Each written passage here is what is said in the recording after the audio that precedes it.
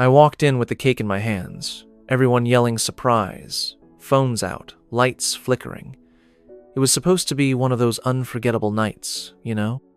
35 years old, career finally solid, fiancé glowing, friends and family packed in the house I spent the last year renovating.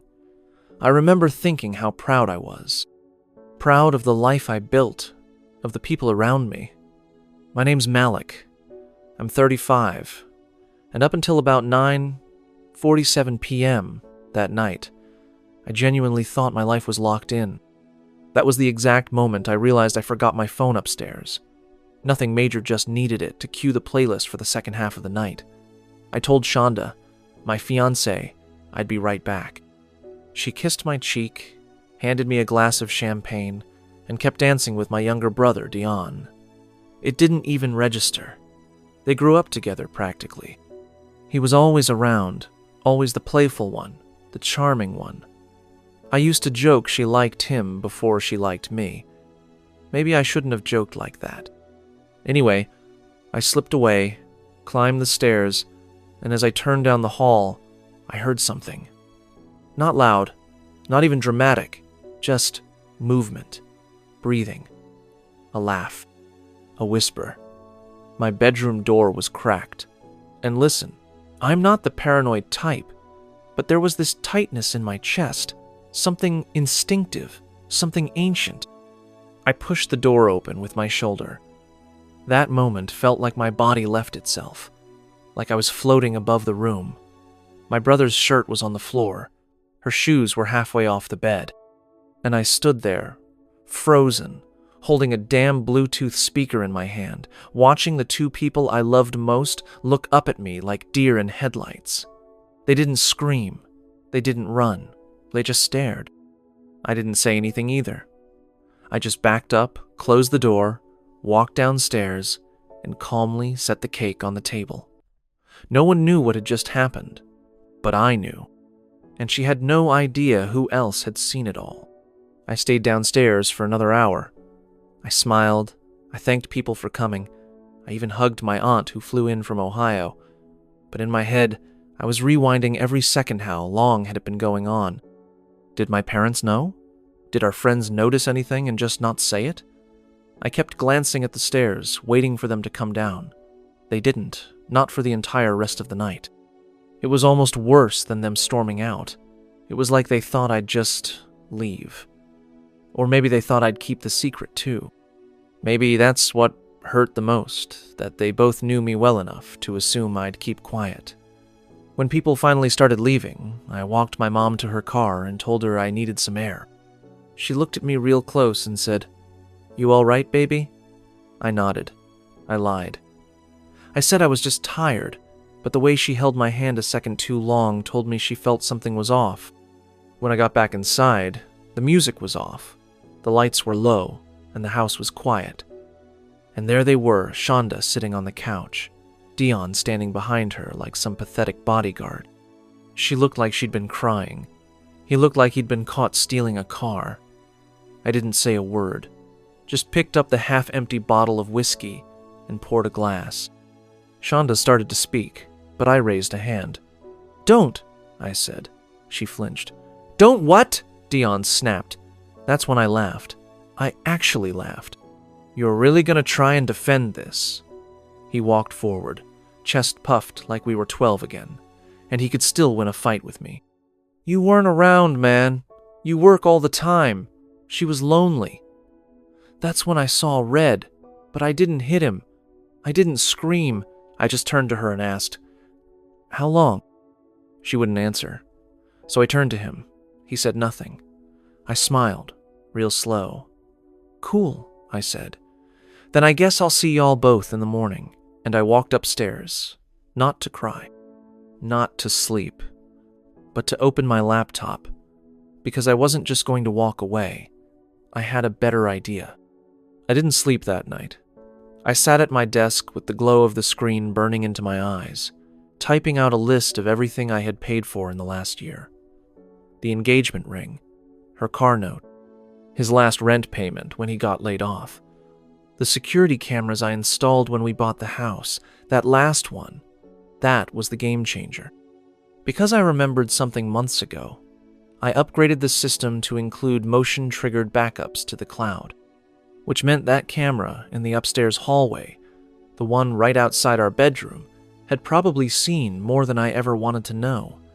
I logged into the app, heart pounding, fingers shaking. There it was, a folder labeled Bedroom Hall. I opened the most recent timestamp, and just like that, it all played out in silence. Dion sneaking upstairs after me.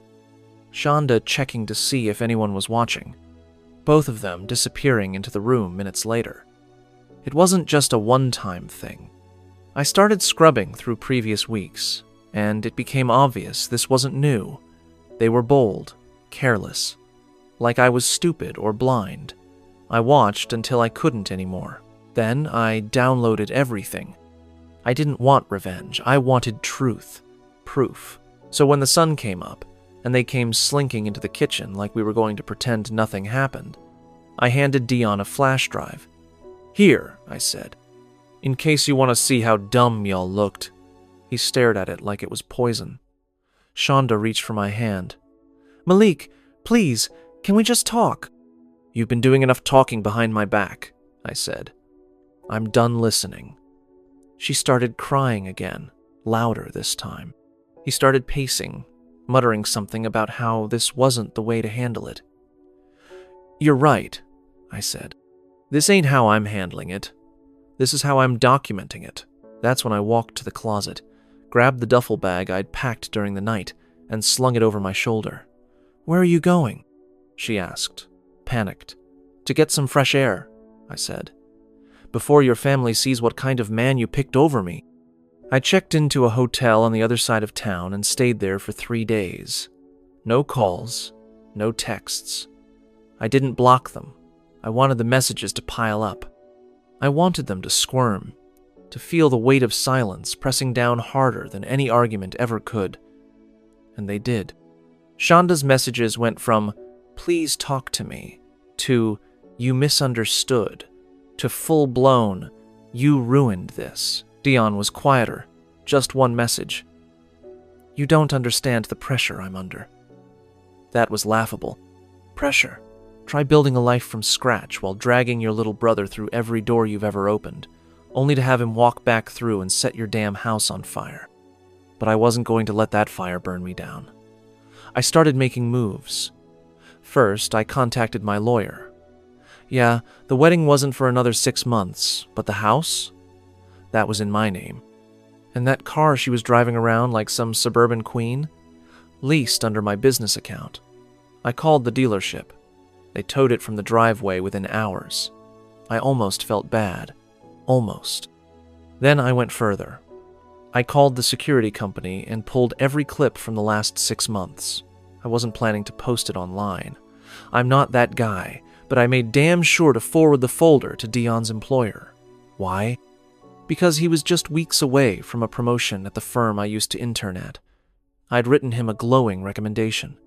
They'd asked for a character reference, so I gave one. I sent the clips with one sentence. "This is who you're about to put in charge." Cold? Maybe, but necessary. You can't heal with poison still in the system. On the 3rd night, I sat alone on that stiff hotel mattress, watching a video of me and Shonda from the night I proposed. I looked so happy, so dumb. I closed the laptop, deleted the footage, and poured myself a drink. That was the last time I watched any of it. From that point on, I was done looking back. I went back to the house 5 days later. Not to stay, just to collect the rest of my things and let her know face to face it was over for real this time. She was there when I pulled up, standing in the doorway like she'd been waiting. Hair messy, eyes red, wearing one of my hoodies like that would change anything. Dion wasn't there. Good. I didn't want to see him. She followed me from room to room while I packed. First just watching, then talking, apologizing, pleading, promising. I didn't say much. Not because I didn't have anything to say, but because I knew none of it would matter to her. Not really. People like her, they only feel sorry when they lose access to you. not when they hurt you. It didn't mean anything, she kept saying. Over and over, that one line, like it was a spell that would undo the damage. I finally stopped zipping up a bag and looked at her. If it didn't mean anything, why'd you risk everything? She didn't answer, just looked at the floor like maybe it would open up and swallow her whole. Do you love him? I asked. Her mouth opened, then closed. I nodded. Yeah, that's what I thought. I picked up the last bag and walked past her. She grabbed my arm. I didn't pull away. I just stared at her hand. She let go. I never stopped loving you, she whispered. I turned back to her and said, You never started. That was the last time we spoke in person. I left the keys on the counter and walked out. But the story didn't end there. Because what they didn't know, what no one knew yet, was that I hadn't just been sitting around sulking all week. I'd made a few calls. See, Shonda worked at a nonprofit I'd helped fund, one that had a strict clause in their code of ethics about workplace relationships, especially ones involving financial support. And Dion? His new firm was planning a massive campaign with mine. Or they were, until I pulled every cent and every contact I had, quietly, strategically, and suddenly, their whole little world started to crack. Not out of spite, but out of principle. If they wanted to burn my house down, they better learn what it feels like when the roof falls in. The fallout started slow, like a drip. First, Shonda was temporarily suspended from her role. Then I heard from a mutual friend that her director launched a full review of her finances and donor relationships. Apparently, someone had anonymously submitted a tip complete with timestamps, emails, and screenshots. I didn't even have to say a word. The evidence spoke loud enough. Dion, on the other hand, got blindsided. His firm had already printed materials with his face on it. They'd announced his promotion on their social media, and just like that, it all vanished. Scrubbed clean within days. He called me, finally. First time since that night. I didn't answer. He left a voicemail. I don't know why you're doing this, man. We were brothers. I played it 3 times trying to feel something. Guilt, anger, nostalgia. Nothing came. We were brothers, past tense. That line told me everything I needed to know. The old me would have called back, tried to patch things up, maybe even taken some of the blame. But that version of Malik died the moment I opened that bedroom door. I kept moving. I transferred the deed of the house into a trust, cut off Shonda's phone line from the family plan, and closed the joint account she never even contributed to. I wasn't being petty. I was cleaning house literally and emotionally. I started running again in the mornings, took a solo trip to Arizona, met with old college friends I'd lost touch with. I was rebuilding. Not just my life, but my sense of peace. And right when I thought I was done hearing about them, my cousin sent me a screenshot. It was from a Facebook post Shonda made, crying about being betrayed by the people she trusted and losing everything in 1 week. The comments were full of sympathy. Of course, she always knew how to play the victim, but what hit me was one line buried in the middle. I guess I never realized who was really watching us that night. That's when I smiled, because now she knew. She knew I saw it all, and I hadn't even begun to show her what I'd been working on. About 2 weeks later, I showed up at my parents' house for Sunday dinner. Same thing we'd done since we were kids, big pot of gumbo, card games in the living room, a little too much wine for a Sunday. Only this time, it was just me. My mom opened the door and hugged me like she hadn't seen me in years, even though I'd texted her the night before. My dad just nodded, the way he does when he's still figuring out how to say what he really feels. The table felt different without Dion there. He always sat across from me, stealing biscuits and talking too loud. I asked where he was. My mom gave a tight smile. Didn't feel right showing up, she said. He knows he messed up. I nodded. I didn't want to talk about him, but I also knew they deserved to hear the truth from me, not whispers or rumors. So after dessert, I told them everything. Not the petty stuff, just the facts. What I saw, what I heard, what I knew had been happening for months right under our noses. My dad sat back in his chair, arms folded. My mom covered her mouth. She didn't cry, but her whole face changed, like the weight of it all hit her at once. "You sure?" she asked. I didn't even answer. I just looked her in the eye, and she knew. "I'm sorry, baby," she whispered. "That's not the man I raised." My dad finally spoke, and he better not come back here until he figures out who he is. I didn't say it, but hearing that, it felt like someone lifted a cinder block off my chest. I wasn't alone. I wasn't crazy. And I wasn't going to keep pretending for the sake of keeping peace. We played spades after that, laughed, talked about old family trips. But the whole time, I kept thinking about the next morning, because I had a meeting scheduled. A meeting that Shonda didn't know about. One that could change a lot more than just her job status. She thought this was over. But the thing about betrayal is, it always ripples further than the people who caused it. The meeting was with a board member from the nonprofit where Shonda used to work. We'd met a few times at charity events, but this time I reached out directly. I told him I had concerns about misuse of funds and personal conflicts of interest, and let's just say his curiosity grew fast. We met at a quiet cafe downtown Neutral Territory. No eyes, no drama. I brought everything with me. Not to ruin her, but to lay it out clean. I showed him the donations that were rerouted, the personal trips disguised as work expenses, even the way Dion had been listed as a consultant on 2 proposals I never approved. He listened without saying much, just nodded slowly, tapping a pen on the side of his coffee cup. "We've had our suspicions," he finally said, "but nothing this detailed." I told him I wasn't looking for revenge, just accountability, and I meant it. This wasn't about rage anymore, it was about truth, cleaning the rot out at the root. He thanked me, and we parted ways. I figured that would be the end of it, but by Friday, Shonda's name was all over the group chat, fired, publicly. They didn't just let her go, they released a statement. Breach of donor trust, violation of ethical standards, all the buzzwords that say one thing: don't come back. Dion, meanwhile, was scrambling. Turns out that once his job offer was pulled, his apartment co-signed by the firm was off the table too. He started calling around, asking family for help. But the silence was louder than his excuses.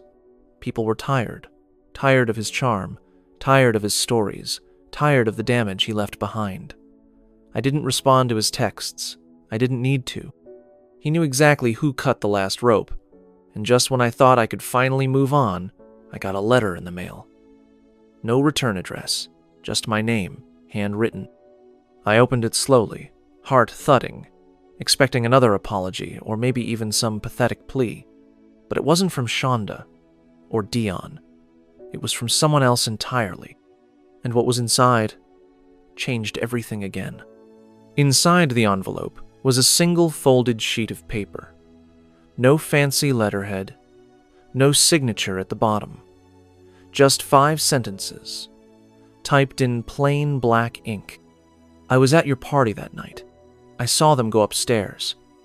I thought maybe you knew. I'm sorry I didn't say something sooner, but I have more you should probably know. That was it. No name, no contact. I sat there staring at the letter for a long time, flipping it over, holding it up to the light like some clue might magically appear. Nothing. Just silence. And then I remembered there were at least 50 people in my house that night. Friends, cousins, co-workers. Any one of them could have seen what happened and chosen to keep quiet. But someone clearly had a change of heart. I couldn't ignore it. So I started calling around subtly, asking if anyone had seen anything odd that night. Most people gave me the same polite, "Oh no, everything seemed fine," routine. But then my boy Raccoon, of the few real ones left, paused. "You really want to know?" he said. "Because I didn't think it was my place back then. I told him to say it. All of it. So he did. Apparently, Dion and Shonda had been slipping off at more than just the party. Family reunions. Work events. Hell, even my own damn bachelor planning dinner. Rico had seen them together in the parking lot once, holding hands. He thought maybe it was a joke. Some drunk moment. But then he saw them again. And again. He kept it to himself, hoping it would stop. It didn't. "I should have told you, bro," he said. "But you look so happy, and I didn't want to be the one to ruin that." I thanked him. I didn't even get mad. I understood it. People avoid hard truths, especially when it means shattering someone else's dream. But now that dream was already in pieces, and the only thing left to do was rebuild from something real. I moved out of the city 2 months later, sold the house, donated half the furniture, and packed the rest into a moving truck with no destination posted online. No big announcement, no goodbye party. Just me, my dog, and a quiet ride up the coast until I found a town that felt like peace. It wasn't running away, it was reclaiming space that didn't have memories etched into every corner. A place where I wasn't Malik, the guy who got done wrong. Just Malik, 35, still breathing, still standing. I found a fixer-upper near the water. Nothing fancy, but it had bones. I started waking up early again, cooking for myself, laughing with strangers at the local coffee shop. Healing's not pretty, man. Some days, I still flinch when I hear a voice that sounds like hers. Still catch myself scanning rooms for my brother out of instinct. But then I remember I got out. I saw the truth. I didn't stay stuck in the lie. And now I build. I help mentor at-risk kids in town.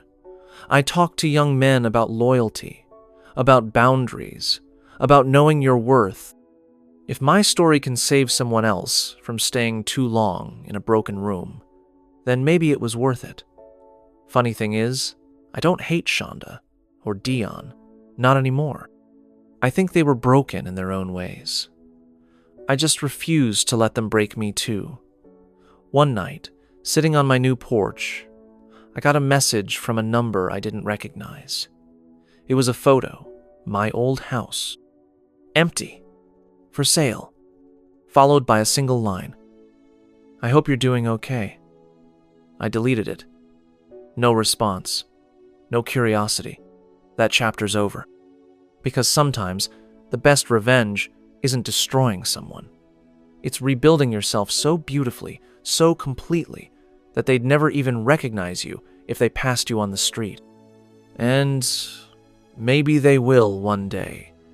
But it won't matter, because I'll keep walking,